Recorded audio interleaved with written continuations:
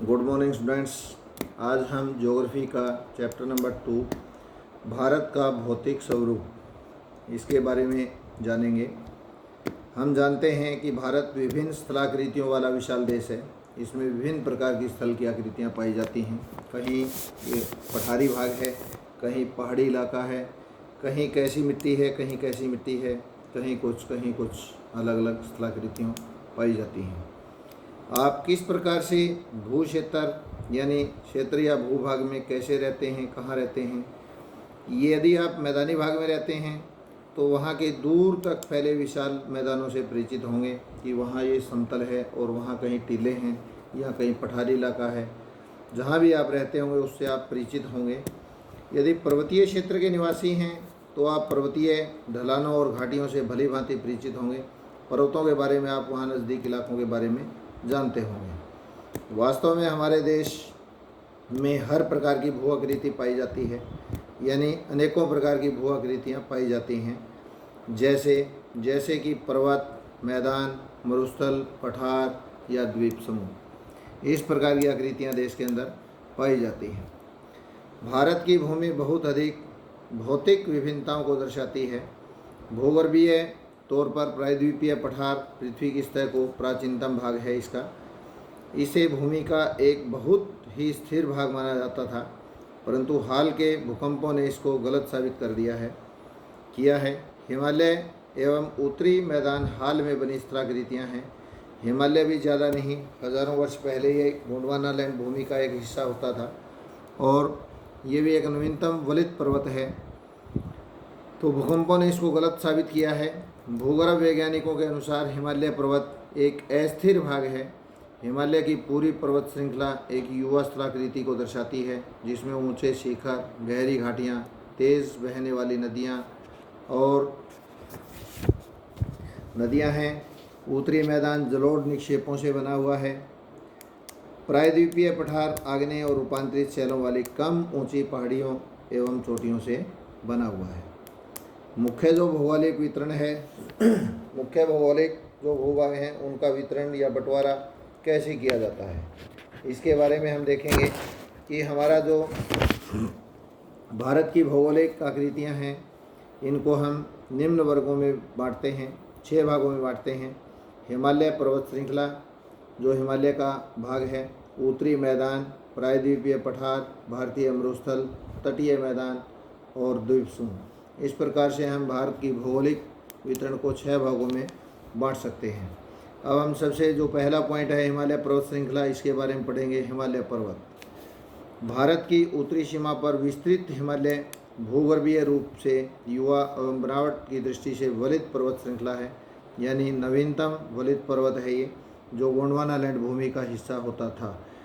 ये पर्वत श्रृंखलाएँ पश्चिम पूर्व दिशा में सिंधु से लेकर ब्रह्मपुत्र तक फैली हुई हैं। सिंधु नदी से लेकर पूरा जो हिमालय है, उत्तर जो भारत है, ये हिमालय से ढका हुआ है। तो हिमालय विश्व की सबसे ऊंची पर्वत श्रेणी मानी जाती है विश्व की, और एक अत्यधिक असम अवरोधों में से एक है। ये 2400 किलोमीटर की लंबाई में फैले एक अर्धवृत्त का निर्माण करते हैं। इसकी चौड़ाई कश्मीर में 400 किलोमीटर, अरुणाचल में 150 किलोमीटर तक है। पश्चिम भाग की अपेक्षा पूर्वी भाग की ऊंचाई में अधिक विविधता पाई जाती है, भिन्नता पाई जाती है। अपने पूरे देशांतरीय विस्तार के साथ हिमालय को 3 भागों में बांट सकते हैं। इन श्रृंखलाओं के बीच बहुत अधिक संख्या में घाटियाँ पाई जाती हैं। सबसे उत्तरी भाग में स्थित श्रृंखला को महान हिमालय यानी आंतरिक हिमालय या इसको हिमाद्री के नाम से जाना जाता है। महान हिमालय, आंतरिक हिमालय या हिमाद्री एक ही चीज़ है। यह सबसे अधिक सतत श्रृंखला है, जिसमें 6000 मीटर की औसत ऊंचाई वाले सर्वाधिक ऊंचे शिखर हैं। इसमें हिमालय के सभी जो प्रमुख शिखर हैं वो हैं, जैसे कि इसमें माउंट एवरेस्ट नेपाल के अंदर पड़ता है, 8848 मीटर इसकी ऊंचाई है। कंचनजंगा जो है वो भारत में है। भारत की जो सबसे ऊंची चोटी है वो कंचनजंगा है, और इसको कंचनजंगा की जो ऊंचाई है वो 8598 मीटर है। मेकालू जो पर्वत है, मेकालू पर्वत नेपाल के अंदर है, 8481 मीटर है। धौलगिरी नेपाल के अंदर है, 8172 मीटर इसकी ऊंचाई है। नंगा पर्वत भारत में पड़ता है, और 8,126 मीटर इसकी ऊंचाई है। अन्नपूर्णा नेपाल में पड़ता है जो 8,078 मीटर इसकी ऊंचाई है। नंदा देवी पर्वत जो भारत में है 7,817 मीटर इसकी ऊंचाई है। कामेट भारत में है जो 7,756 मीटर ऊंचाई है। नामचा बरवा पर्वत भारत के अंदर पड़ता है, ये 7,756 मीटर इसकी ऊंचाई है। गरुला मंदाता नेपाल में पड़ता है, 7,728 मीटर इसकी ऊंचाई है। महान हिमालय केवल्य की प्रकृति असममित है। हिमालय के इस भाग को करोड़ ग्रेनाइट का बना हुआ है। हिमालय का ये भाग महान हिमालय, यह श्रृंखला हमेशा बर्फ़ से ढकी रहती है, यानी इसीलिए इसको हिमाद्री के नाम से जाना जाता है। तथा इससे बहुत सी हिमानियों का प्रवाह होता है, बहुत सी हिमानियाँ इसमें से निकलती हैं। हिमाद्री के दक्षिण में स्थित श्रृंखला सबसे अधिक असम में है और हिमाचल या निम्न हिमालय के नाम से जानी जाती है। इसको हिमाचल कहते हैं या इसको निम्न हिमालय के नाम से जानते हैं। इन श्रृंखलाओं का निर्माण मुख्यतः अत्यधिक संपीड़ित तथा परिवर्तित शैलों से हुआ है, जिसकी ऊंचाई 3700 मीटर और 4500 मीटर के बीच में, औसत चौड़ाई जो है 50 किलोमीटर तक की है। जबकि पीर पंजाल श्रृंखला जो है वो सबसे लंबी और सबसे महत्वपूर्ण श्रृंखला होती है। धौलाधर और महाभारत श्रृंखलाएँ भी महत्वपूर्ण हैं। इसी श्रृंखला में कश्मीर घाटी और हिमाचल के कांगड़ा कुल्लू की घाटियाँ स्थित हैं। इसके अंदर इस क्षेत्र को पहाड़ी नगरों के नाम से भी जाना जाता है।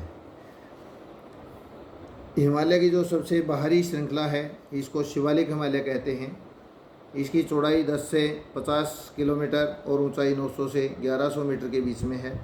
ये श्रृंखलाएं उत्तर में स्थित मुख्य हिमालय की श्रृंखलाओं से नदियों द्वारा लाई गई असंपीड़ित अवसादों से बनी हुई है। ये घाटियाँ बजरी और जलोढ़ की मोटी परत से ढकी हुई हैं। निम्न हिमाचल तथा शिवालिक के बीच का जो स्थित लंबवत घाटी है इसको दून के नाम से जानते हैं। दून घाटी प्रसिद्ध जो दून घाटी है वो देहरादून है, कोटली दून है, पाटली दून है। इस प्रकार की दून घाटियाँ हैं।